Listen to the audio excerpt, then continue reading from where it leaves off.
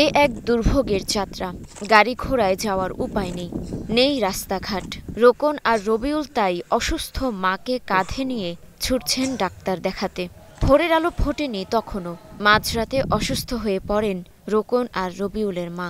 চরের ধুলোমাখা পথে মাকে নিয়ে এভাবে যাতায়াত মাইলকে মাইল। লালমনিরহাট জেলার কালীগঞ্জের চর এলাকায় নেই সড়ক যোগাযোগের ব্যবস্থা। এমন বাস্তবতাই যেন তিস্তা চরের মানুষের প্রতিদিনের ঘটনা। শুধু অসুস্থ রোগী নয়, প্রতিদিন এমন ভোগান্তি সয়ে পণ্য নিয়ে যায় কৃষক, ব্যবসায়ী। স্কুলগামী শিক্ষার্থী সহ সমবয়সী মানুষের চলাচল করতে হয় এমন দুর্ভোগ নিয়ে। শুকনায় পাও আর বর্ষায় নাও, এভাবেই চলতে হয় চরবাসীর।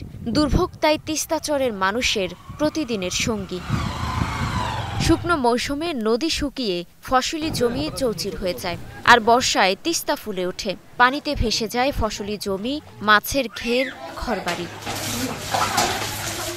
একসময় তিস্তা ছিল উত্তরের মানুষের জীবিকা, ভালোবাসা আর স্বপ্নের নদী। কিন্তু ভারতের একতরফা পানি প্রত্যাহার আর বর্ষায় হঠাৎ পানি ছেড়ে দেয়ায় এখন সেটি দুঃখের নাম।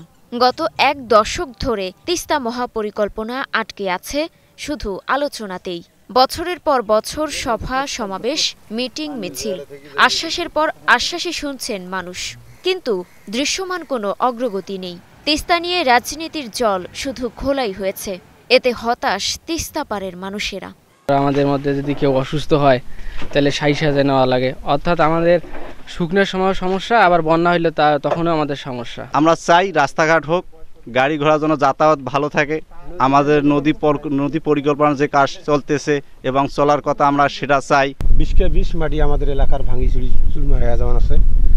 এখন আমরা জমি থাকিও আজকে ভূমিহীনের মতো হয়ে আছে। 4-5 বার বন্যা আসিল, এবার তো বীজ নেই।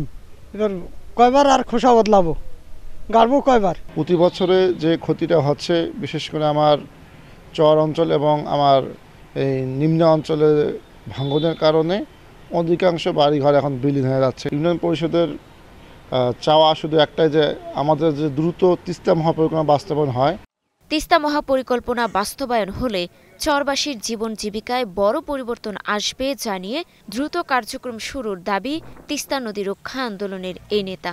কাজটা হয়ে গেলে এখানে যেমন হারিয়ে যাওয়া মানুষের জায়গা জমি উদ্ধার হবে, কৃষকরা সেচ সুবিধা পাবে, শিল্প নগরী হিসেবে গড়ে উঠবে, বেকার ছেলেদের কর্মসংস্থান হবে এবং বাংলাদেশ থেকে বৈদেশিক মুদ্রা অর্জনের বিরাট একটা ক্ষেত্র তৈরি হবে। আমরা আশাবাদী হয়ে উঠেছি যে অতি অল্প সময়ের ভিতরে তিস্তা মহাপরিকল্পনার বাস্তবায়নের মধ্য দিয়ে এই এলাকার মানুষের দীর্ঘদিনের যে দুঃখ, দুর্দশা, কষ্ট, এটা লাঘব হবে। রংপুর মহানগরে আমরা পদযাত্রা করেছি, আমরা শীঘ্রই আবারও কর্মসূচি দিচ্ছি।